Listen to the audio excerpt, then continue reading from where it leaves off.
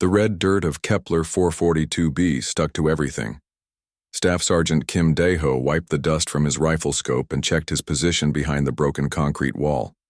The orbital station hung above them like a metal moon, and the Vorthak soldiers inside had been shooting at his squad for 3 hours. "Dae-ho, we need to move," Corporal Park Min-ho called from across the courtyard. His heavy plasma cannon was ready to blast through the station's lower entrance. "They have reinforcements coming."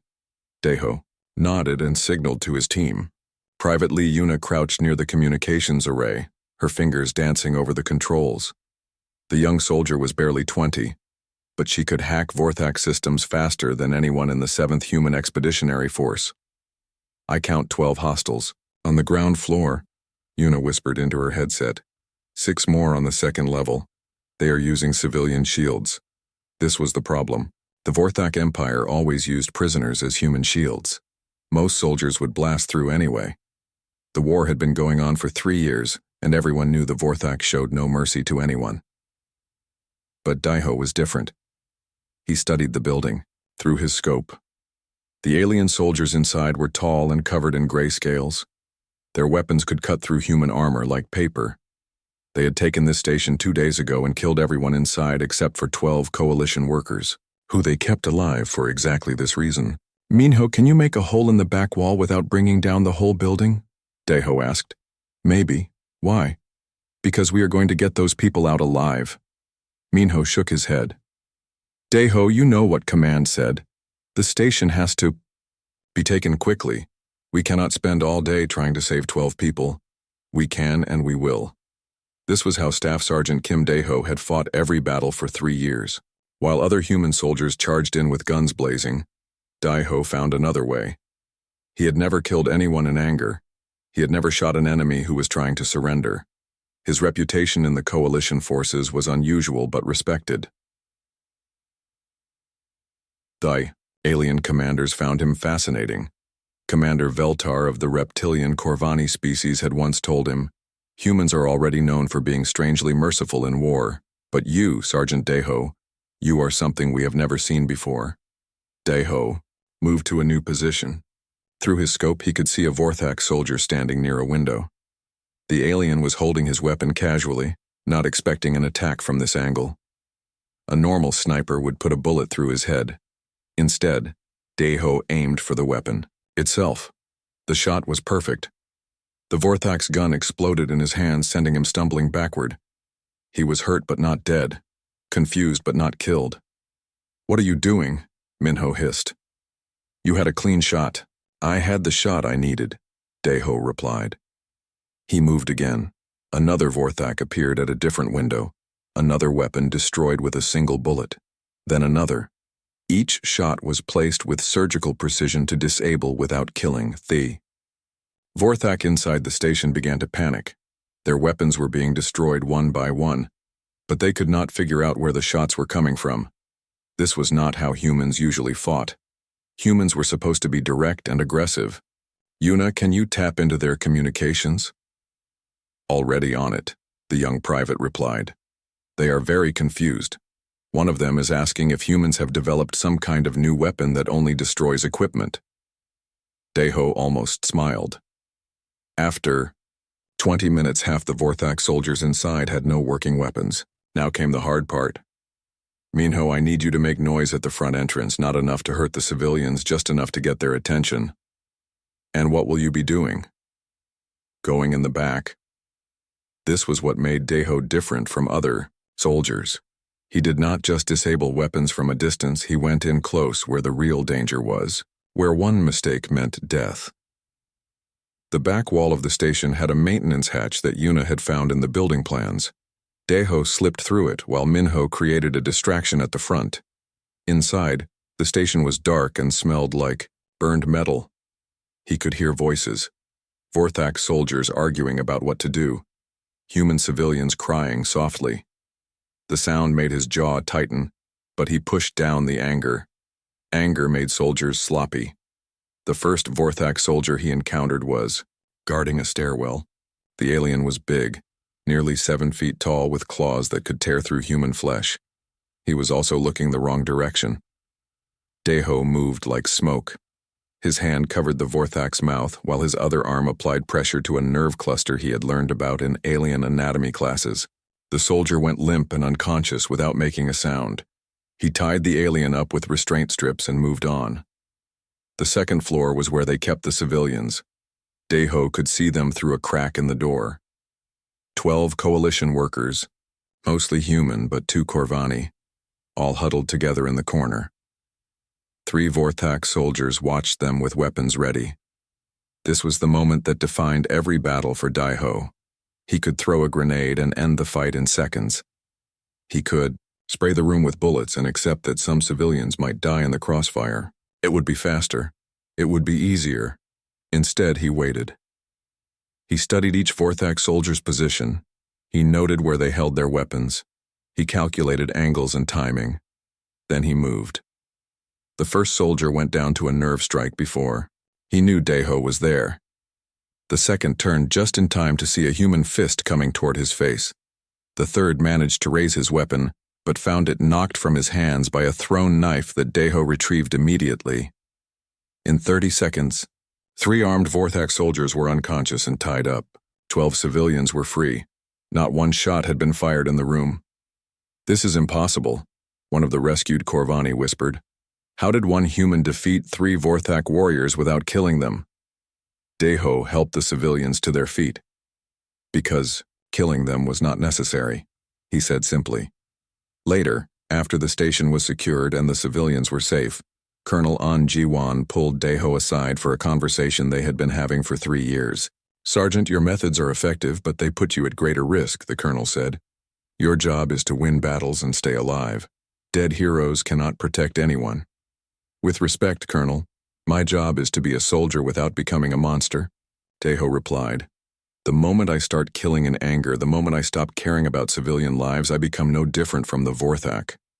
And what if your mercy gets you killed? What if it gets your squad killed?"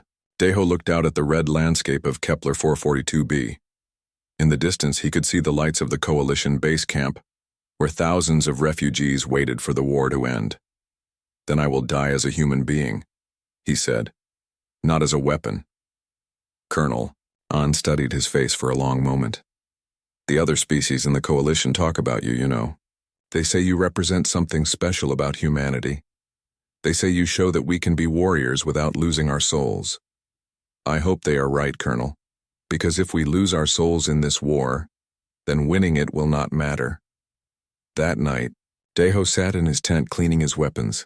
Around him, other soldiers talked and laughed and tried to forget about the war for a few hours. But Deho could not forget. Every battle showed him something new about what humans could become when, pushed to their limits. Some became monsters. Some became heroes. Some, like him, tried to walk the line between the two. Minho sat down beside him. "You know the other squads think you are crazy," his friend said. "Maybe I am. They also think you are the best soldier they have ever seen." Deho looked up from his rifle. "Being a good soldier is not about how many enemies you can kill, Minho. It is about how many friends you can save." "And what happens when those two things conflict? What happens when showing mercy to your enemies means your friends die?" It was a question Deho had asked himself many times. He hoped he would never have to find out the answer. Outside their tent, the red moon of Kepler 442b rose over the battlefield, casting everything in the color of blood. 3 months passed like a long breath held underwater.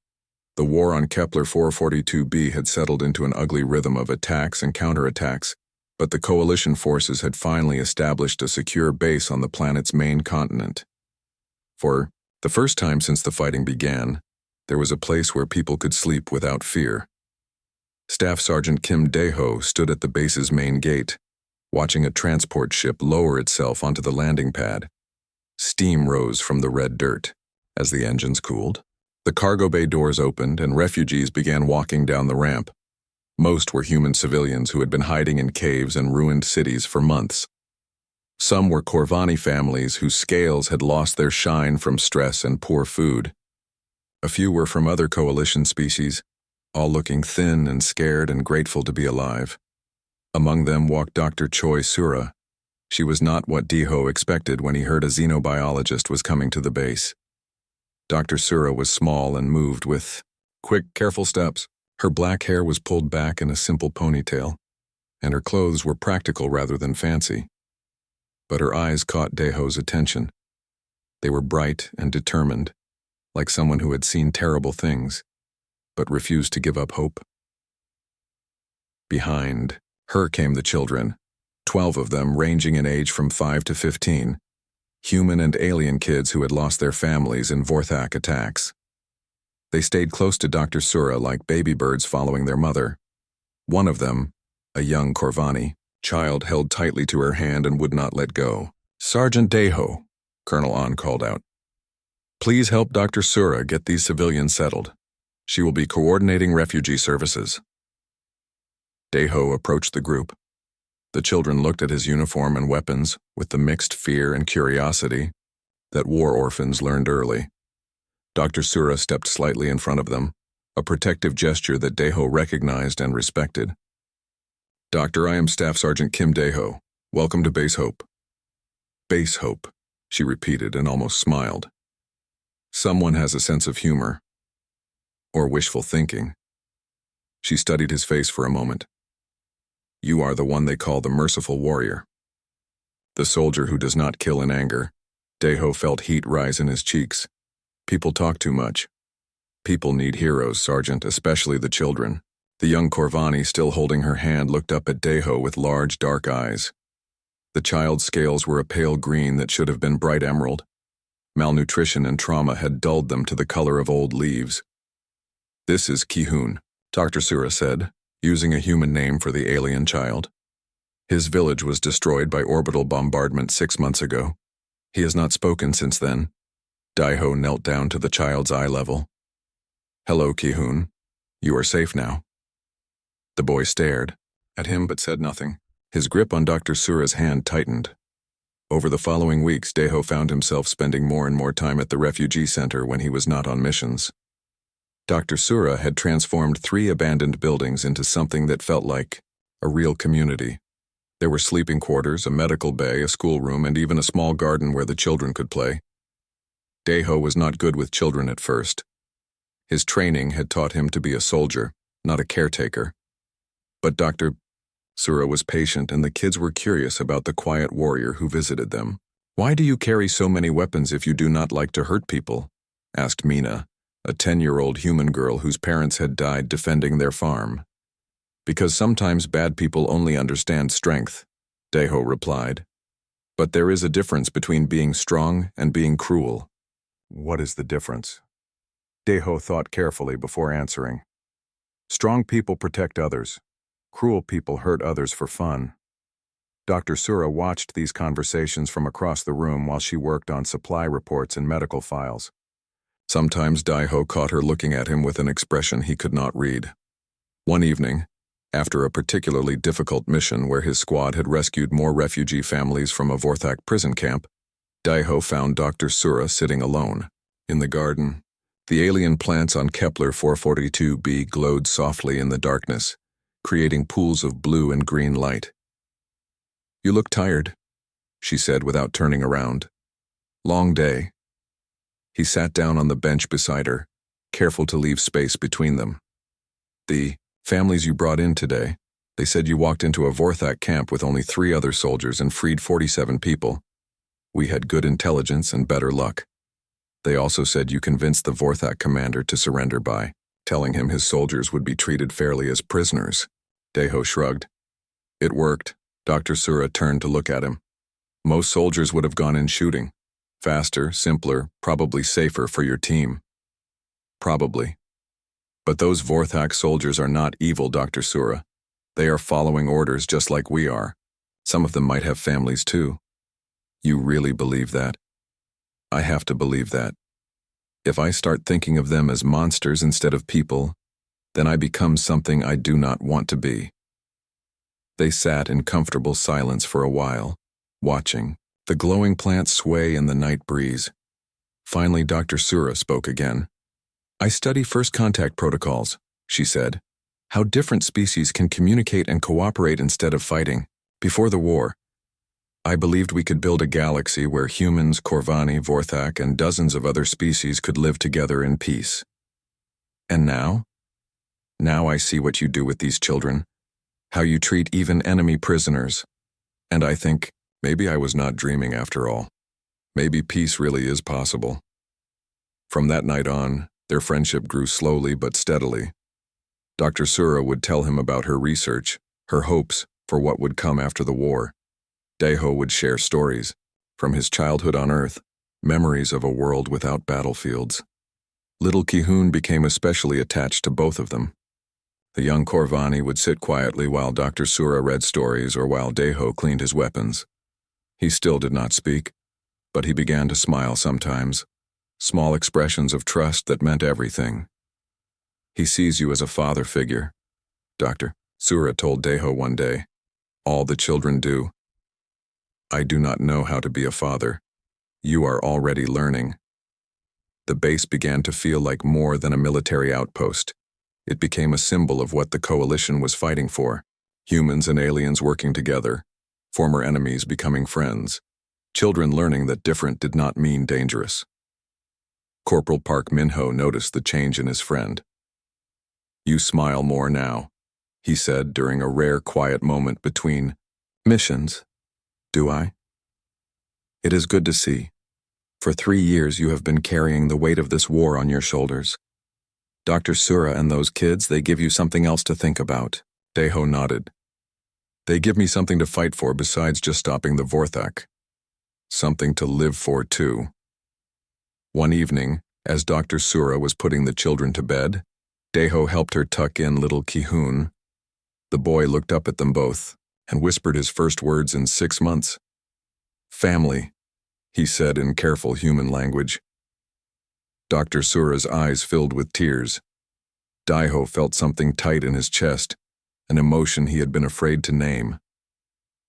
Later, as they walked through the quiet corridors of the base, Dr. Sura stopped and turned to face him. When this war ends, she said, I want to build a real first contact center, a place where different species can come to learn about each other, where children like Kihun can grow up knowing that the galaxy is full of friends, not enemies. That sounds like a good dream. Will you help me build it? Deho looked into her eyes and saw not just hope, but certainty. She believed they would survive this war. She believed they could create something beautiful from all the ugliness. Yes, he said. When the fighting stops, we will build something worth the price we paid for it. Promise me, I promise. That night, for the first time since the war began, Staff Sergeant Kim Deho fell asleep thinking about the future instead of the past. In his dreams, there were no battles, no weapons, no enemies. Just Dr. Choi Sura, little Kihun, and a dozen other children playing in a garden where alien flowers glowed softly in the peaceful darkness. He did not know that High Commander Korath of the Vorthak Empire was at that very moment studying intelligence reports about human psychology, looking for ways to break coalition morale. He did not know that his reputation as the merciful warrior had made him a target. He did not know that someone was already planning to take away everything he had learned to love. High Commander Korath stood before the massive tactical display in his flagship, studying the galaxy map with cold calculation. The Vorthak Empire was losing this war, system by system, planet by planet. The coalition forces had proven more resilient than anyone had predicted, and at the center of that resilience were the humans. Sir, his intelligence officer stepped forward. We have completed the psychological analysis you requested. Korath turned from the display. His gray scales caught the red light from the ship's combat systems, making him look like a statue carved from stone and shadow. Show me. The officer activated a holographic projector. Images appeared in the air between them, showing human soldiers in combat, human civilians working together, human leaders making speeches about hope and unity. Humans are unique among coalition species, the officer began. Other races fight for territory, resources, or survival. Humans fight for abstract concepts, justice, freedom, love. This makes them unpredictable but also gives us an opportunity. Explain. Each human soldier has emotional attachments that make them vulnerable. If we can identify and target these attachments, we can break their will to fight without needing to defeat them in direct combat. Korath studied the images with growing interest. You have identified specific targets? Yes, sir. We have compiled profiles of key human personnel. Here. A new image appeared. Staff Sergeant Kim Dae-ho in his coalition uniform, standing beside Dr. Choi Sura and a group of refugee children. This human is called the Merciful Warrior by his own people. His unusual tactics have made him famous throughout the coalition. More importantly, he has formed strong emotional bonds with civilian personnel at Base Hope. Korath leaned forward. And you believe attacking these civilians will break him? Our analysis suggests something more valuable, sir. This human's reputation is built on his refusal to kill in anger. He represents everything the humans believe makes them superior to us. If we can force him to abandon his principles, if we can make him kill in hatred and rage, we will prove to all humans that they are no different from any other species. The High Commander smiled, an expression that would have terrified any human who saw it. Brilliant. A single broken human could demoralize their entire military force. The operation is called Sorrow Protocol, sir. We will create diversions to draw away the main human forces, then strike at the refugee base with a specialized unit. The attack will be designed to cause maximum psychological damage rather than strategic value. When do we begin? The humans are planning a major offensive against our supply depot on the far side of the continent. When they commit their forces to that attack, we will hit the base. Korath nodded slowly. Make it happen. But remember, the goal is not simply to kill civilians. We want this merciful warrior to see the results of his mercy. We want him to understand that his restraint was weakness, not strength. 3 days later, every alarm in Base Hope was screaming. Staff Sergeant Kim Dae-ho was 200 kilometers away, leading his squad through a fierce battle at the Vorthak supply depot. The fighting had been going on for 6 hours, and they were finally pushing the enemy back when Private Lee Yuna received an emergency transmission. Sergeant, she called over the sound of gunfire. Base Hope is under attack. Multiple Vorthak units, ground and air assault. Dae-ho's blood went cold. What about the evacuation protocols? Communications are jammed, sir. I cannot get through. For a moment, Dae-ho could not move. Dr. Sura was at the base. Little Ki-hoon was there. All the children were there. Everything he had learned to care about was under attack while he was fighting a meaningless battle over a supply depot. Minho, he shouted to his friend. We need to get back to base now. Corporal Park Minho looked around at the battlefield. The supply depot was almost taken. The mission was nearly complete. Dae-ho, we cannot abandon the objective. Command will not allow it. I do not care what command allows, but it was too late to argue. The Vorthak forces at the depot were launching a final counterattack, and Dae-ho's squad was needed to hold the line. For 3 more hours, he fought with mechanical precision, while his mind screamed with worry about what was happening 200 kilometers away. When the battle finally ended, when the depot was secured and the enemy forces were retreating, Dae-ho commandeered the fastest transport available and raced toward Base Hope. He could see the smoke long before he could see the base itself. Black columns rising into the red sky like funeral pyres. The base was still standing, but barely. Entire sections had been bombed flat. The refugee center where Dr. Sura worked was nothing but rubble and twisted metal. Emergency vehicles moved between the wreckage, searching for survivors. Dae-ho ran through the destruction, calling out names. Other soldiers tried to stop him, tried to tell him something, but he pushed past them all. He had to find Dr. Sura. He had to find the children. He found the medical bay first. Dr. Sura was there lying on one of the emergency beds. Her clothes were torn and bloody. Her eyes were closed. Doctor. He knelt beside her, taking her hand. Doctor, can you hear me? Her eyes opened slowly. When she saw him, she tried to smile, but winced in pain instead. Dae-ho, she whispered. You came back. Of course I came back. How badly are you hurt? Dr. Sura did not answer that question. Instead, she gripped his hand tighter and said, "The children. They went after the children first." Daiho felt something cold settle in his stomach. "What do you mean?" It was not a normal attack. They had intelligence about the base layout, about where everyone would be. They hit the school first, then the sleeping quarters. The Vorthak soldiers, they were not trying to capture territory or destroy equipment. They were trying to hurt us where it would cause the most pain. "The children," Daiho repeated, his voice hollow. "I tried to protect them. I got some of them to the emergency shelters, but..." Her voice broke. "Ki-hoon." Little Ki-hoon was too scared to run. He was hiding under his bed when they found him. The world seemed to stop spinning. Daiho could hear his own heartbeat, loud and slow like thunder. "Where is he now?" Dr. Sura's eyes filled with tears. "They made sure we would find the bodies, Daiho. They wanted us to see what they had done." Something inside Staff Sergeant Kim. Daiho broke at that moment.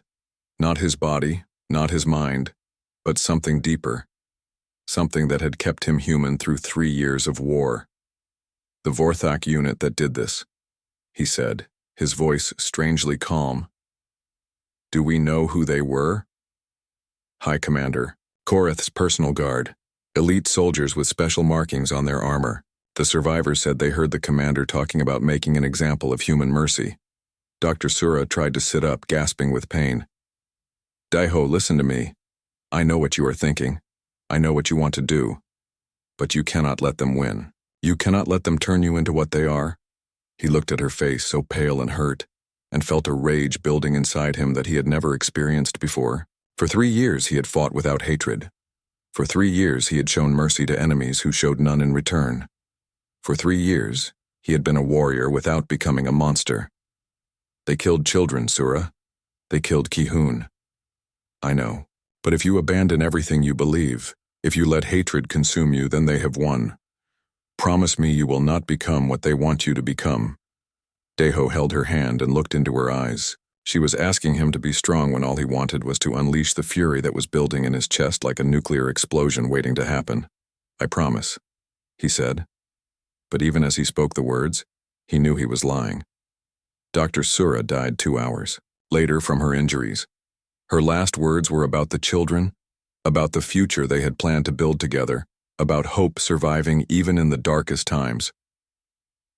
Daiho sat beside her bed long after she was gone, holding her cold hand and staring at nothing. Minho found him there as the sun was setting over the ruined base. "Daiho, I am sorry. I am so sorry." "They targeted them specifically," Daiho said without looking up. "This was not a military operation. This was psychological warfare designed to break me. It was evil, pure evil." Daiho finally looked at his friend. Minho was shocked by what he saw in those eyes. The compassion was gone. The mercy was gone. What remained was something cold and calculating and terrible. "No, Minho. It was a mistake." "What do you mean?" "They think they have broken me. They think they have turned me into a monster like them." Daiho stood up slowly, still holding Dr. Sura's hand. "But they are wrong. They have not made me into a monster." He leaned down and kissed Dr. Sura's forehead one last time. "They have made me into something much worse." That night, Staff Sergeant Kim Daiho walked out of Base Hope and disappeared into the red darkness of Kepler 442b. When morning came, Minho and 3 other soldiers from his squad discovered that all their equipment was missing too. The hunt for High Commander Korath's personal guard had begun. The red mountains of Kepler 442b had never seen a hunter like Staff Sergeant Kim Daiho. For 3 days, he moved through the wilderness like a ghost, tracking the Vorthak elite unit that had destroyed everything he cared about. Behind him, Corporal, Park Minho and 2 other loyal soldiers struggled to keep up. They had followed him into this unauthorized mission because they could not abandon their friend, but they were beginning to wonder if their friend still existed. The man they followed now was not the merciful warrior. This was something else entirely. "Daiho, we need to rest," Minho called out as they climbed another rocky slope. "We have been moving for 18 hours straight." Daiho did not slow down. He studied the tracks in the red dirt with mechanical precision, noting the depth of footprints, the spacing between steps, the direction of travel. They are 6 hours ahead of us. If we rest, they get further away. And if we collapse from exhaustion, they get away completely. They will not get away. The certainty in his voice was frightening.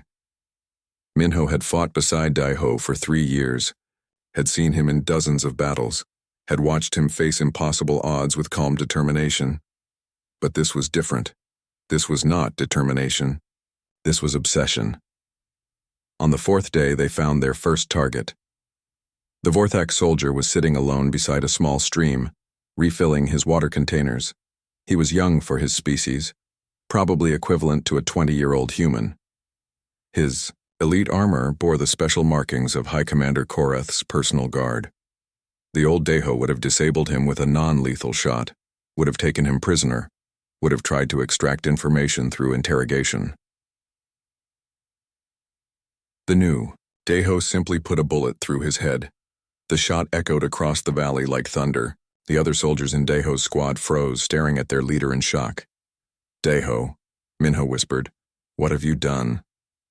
What needed to be done? He searched the body with clinical efficiency, taking the soldier's communication device, his ammunition, his ration packs. When he found a small holographic projector, he activated it. The image that appeared made Minho sick to his stomach. It was little Ki-hoon, the young Corvani boy who had called Daiho and Dr. Sura his family. The recording showed the child's final moments, kept as a trophy by the soldier who had killed him. Daiho watched the hologram without expression, then crushed the projector under his boot. "Now you understand?" he said to his squad. "These are not soldiers following orders. These are monsters who enjoy causing pain, and monsters do not deserve mercy." They found the second target 12 hours later, sleeping in a cave. Daiho killed him just as efficiently, just as coldly. Then the third, caught trying to call for reinforcements. Then the 4th and 5th, ambushed while they were eating their evening meal. Each kill was precise, calculated, and completely without mercy. Daiho had become everything he had sworn never to become, and he did not seem to care. "This is not you," Minho said on the 7th day, as they tracked the remaining members of the elite unit through a canyon filled with strange blue crystals. "The Daiho I know would never do this." "The Daiho you knew was weak," came the reply. "He believed mercy was strength. He believed showing restraint would make him a better person. Look where that belief led. It led to saving hundreds of lives. It led to giving hope to refugees and orphans. It led to Dr. Sura falling in love with a good man."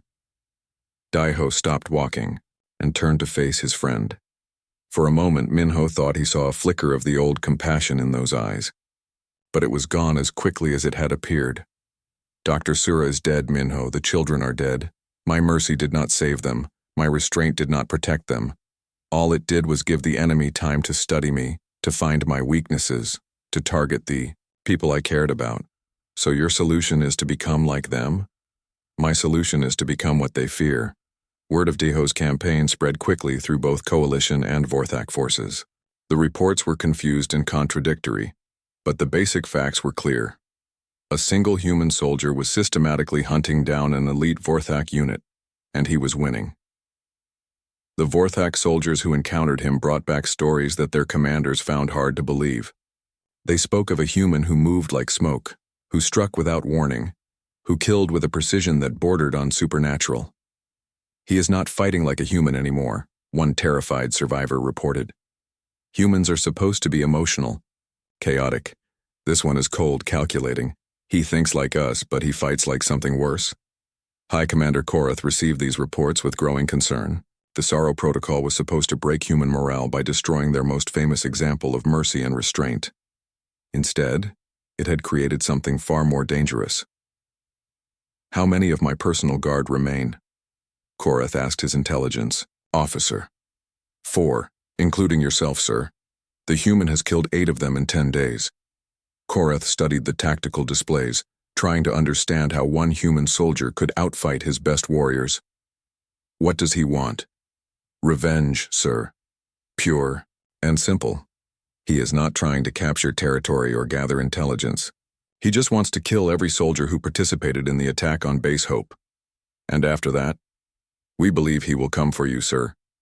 For the first time in his military career, High Commander Korath felt something he had never experienced before: fear.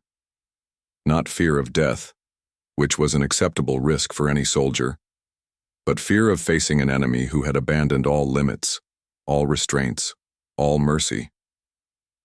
The Vorthak Empire had created many enemies over the centuries. They had fought species that were stronger, faster, more technologically advanced, but they had never faced anything like what Staff Sergeant Kim Daeho had become. On the 12th day of the hunt, Daeho found the last 3 members of the elite unit holed up in an abandoned mining facility. They had barricaded themselves inside and were desperately calling for reinforcements. The old Daeho would have tried to negotiate. He would have offered them the chance to surrender. He would have looked for a way to end the conflict without more bloodshed. The new Daeho simply waited for nightfall, then walked into the facility like death itself. The first soldier died before he knew he was under attack. The second managed to fire 3 shots before a knife found his throat. The third, the youngest of the group, actually managed to wound Daeho with a grazing shot to the shoulder. It did not matter. Daeho killed him anyway. Minho found his friend sitting among the bodies, methodically cleaning his weapons. Blood from the shoulder wound had soaked through his shirt, but he seemed unaware of the injury. "It is finished," Minho said quietly. "No," Daeho replied without looking up.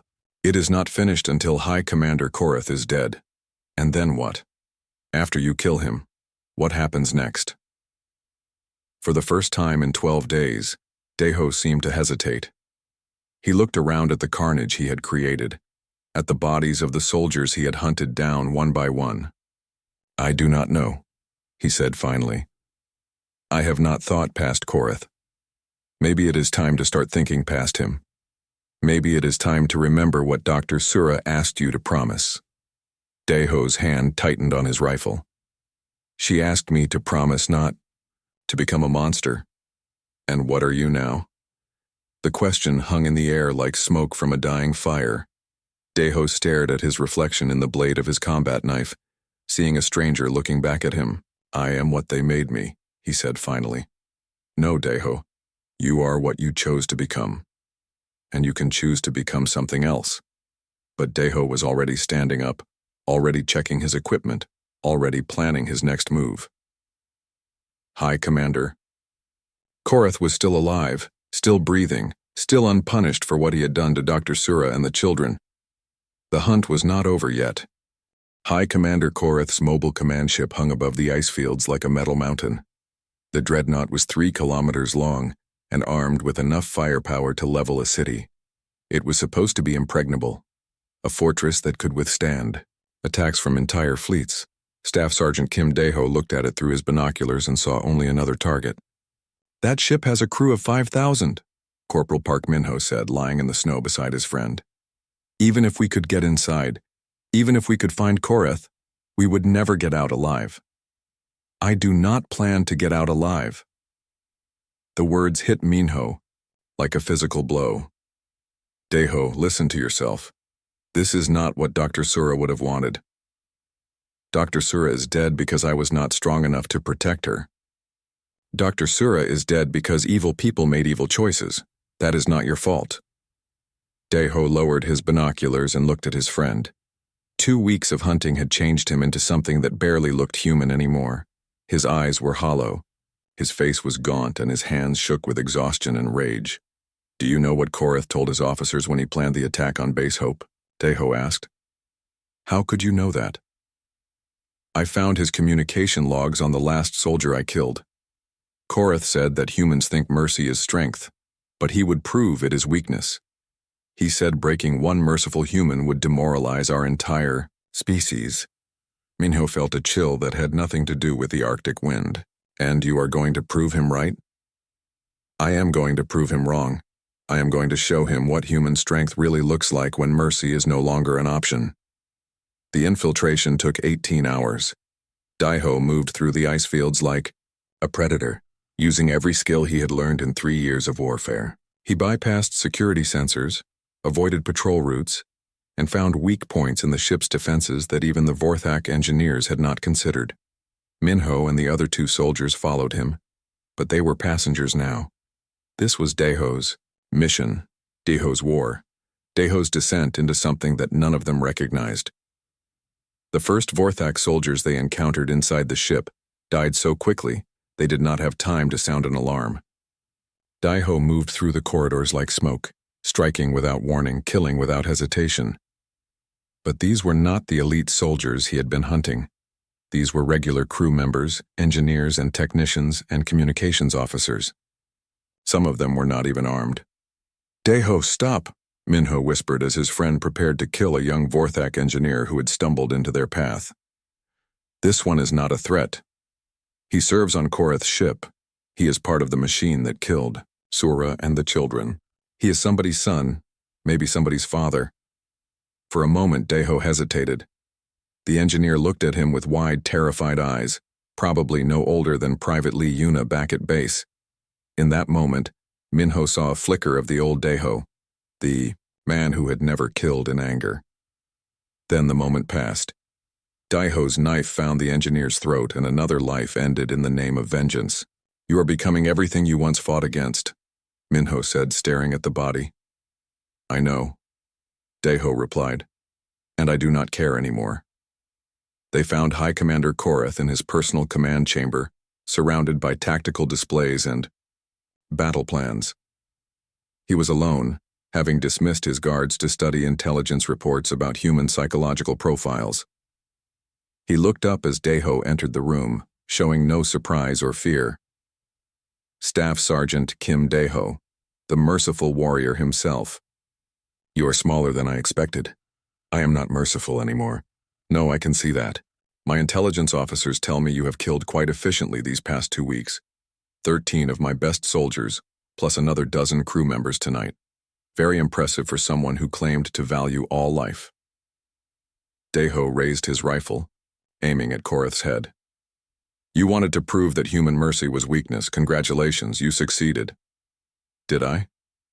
Korath stood up slowly, his hands visible and empty. "Or did I simply reveal what you always were underneath?